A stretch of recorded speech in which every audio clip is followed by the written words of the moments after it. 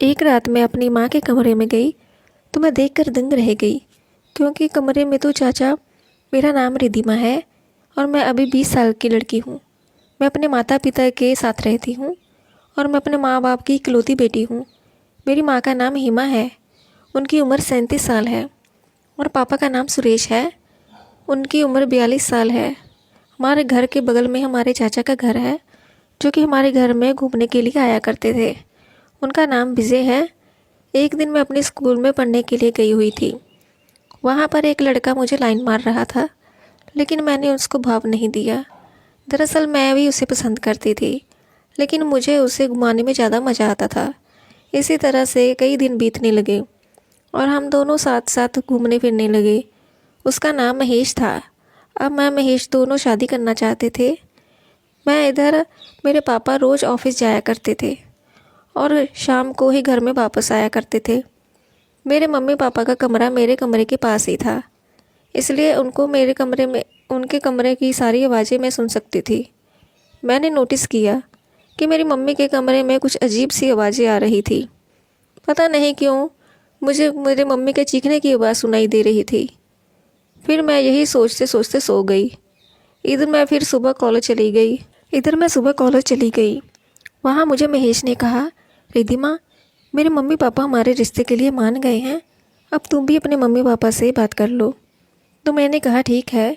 फिर मैं खुशी खुशी अपने घर में चली गई। शाम का समय था, मेरी मम्मी पापा टीवी देख रहे थे। तभी मैं उनके पास चली गई और बोली, मुझे आपसे बहुत ज़रूरी बात करनी है। तो पापा बोले, हाँ बेटा बोलो, क्या बात है। मैं बोली, पापा, मैं कॉलेज में एक लड़के को पसंद करती हूँ और उससे शादी करना चाहती हूँ। उसने अपने घर वालों को मना लिया है। मेरी मम्मी बोली, हाँ वे सब तो ठीक है, लेकिन तुम पहले अपनी पढ़ाई पूरी कर लो, तब हम तुम्हारी शादी के बारे में सोचेंगे। इस पर मुझे मम्मी पापा पर बहुत गुस्सा आया और मैं वहाँ से चली गई। फिर मैं बिना खाए ही सो गई। आज फिर मुझे रात में मेरी मम्मी के कमरे से आवाज़ सुनाई दे रही थी और उस कमरे में से मेरे चाचा की आवाज़ भी सुनाई दे रही थी। साथ में कभी कभी पापा भी बोल रहे थे। मुझे कुछ समझ में नहीं आ रहा था कि इतनी रात को मम्मी पापा के कमरे में चाचा क्या कर रहे हैं। उस कमरे की सारी खिड़कियां और दरवाजे बंद थे, तो इस वजह से मैं अंदर कुछ दिख नहीं पा रही थी। अभी इस तरह से ये दिन बीतने लगे और रोज़ रात को मैं वैसी ही आवाज़ सुनती थी। तो मैंने सोचा कि इस बात का मैं पता कैसे लगा सकती हूँ। तो मैंने मम्मी पापा के कमरे में देखने के लिए एक जगह बना ली। मैं मेरे प्लान के मुताबिक जब मुझे आवाज़ सुनाई देगी तब मैं देखूंगी कि ये कैसी आवाज़ है। हुआ कुछ ऐसा कि वे रात को मैं अपने कमरे में सोई हुई थी। रात के लगभग 11 बजे हुए थे।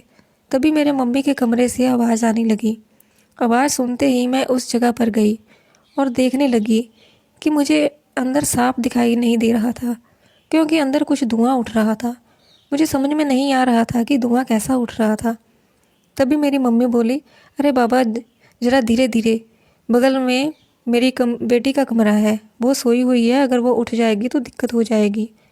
उस कमरे में मुझे कुछ धुआं सा, धुंधला सा दिखाई दे रहा था, जिससे मैं अपनी मम्मी पापा और चाचा के साथ साथ एक आदमी को भी देख पा रही थी। मैं उनके कमरे में जाना चाहती थी, लेकिन फिर भी मैंने खुद पर कंट्रोल किया और अपने कमरे में सोने के लिए चली गई।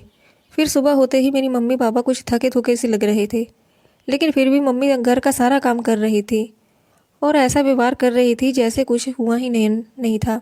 लेकिन इधर मुझे गुस्सा आ रहा था। इतने में ही मेरे चाचा आ गए। फिर मैंने अपने कॉलेज चले गई और कॉलेज में जब घर वापस आई तब मैंने देखा कि मेरे मम्मी पापा एक कमरे में बैठे हुए कुछ उदास लग रहे थे। तभी मैंने मम्मी से गुस्से से बोला, मम्मी ये सब क्या चल रहा है। मम्मी बोली, कुछ भी तो नहीं बेटी, सब तो ठीक है। फिर मैं बोली, अच्छा, जो तुम रात में कर रही हो मैं उसके बारे में पूछ रही हूँ।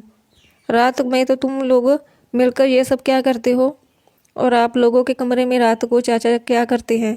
आप लोग ये सब कुछ गलत कर रहे हैं, कम से कम अपनी उम्र का तो लिहाज कीजिए। फिर मेरे मम्मी पापा मुझे एक थप्पड़ मारे और बोले, हम सब क्या कर रहे हैं बेटी, तुम्हें तो पता है तुम हमारी इकलौती बेटी हो और इस दुनिया में तुम्हारे सिवा कोई नहीं है हमारा। बेटी तुम जानती हो तुम्हारी शादी के लिए तुम्हारी माँ ने तुम्हें क्यों मना किया था? क्योंकि वो नहीं चाहती थी कि तुम दुखी हो। फिर मैं बोली, मैं तो महेश से शादी करके बहुत ही खुश रहूँगी, इसमें दुख वाली कौन सी बात है? पापा बोले, नहीं बेटी, तुम्हारी कुंडली में दोष है, इसलिए हम तुम्हारी शादी नहीं कर रहे थे। और तुम बोल रही थी कि हम रात में क्या करते हैं? हम तुम्हारा कुंडली का दोष उतारने के लिए हवन करते थे। और यह बात कही रही तुम्हारे चाचा की, तो तुम्हारे चाचा उस बाबा को लेकर आए थे जिसने इस दोष को उतारने को बताया था। हमें 7 दिन हवन पर करना पड़ेगा, तब जाकर तुम्हारी कुंडली सही होगी। ये सब होने के बाद हम तुम्हारी और महेश की शादी कर देंगे।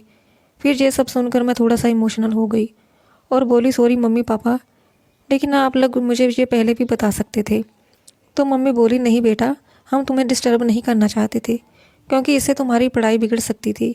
और फिर इस तरह से हम सब मिलकर हवन ख़त्म कर लिया और मेरे मम्मी पापा ने मेरी महेश से शादी कर दी। फिर महेश भी पापा के साथ घर पर रहने लगे। उनको भी एक बेटे के जैसा दामाद मिल गया। तो दोस्तों, आपको ये कहानी कैसी लगी कमेंट्स में ज़रूर बताएं।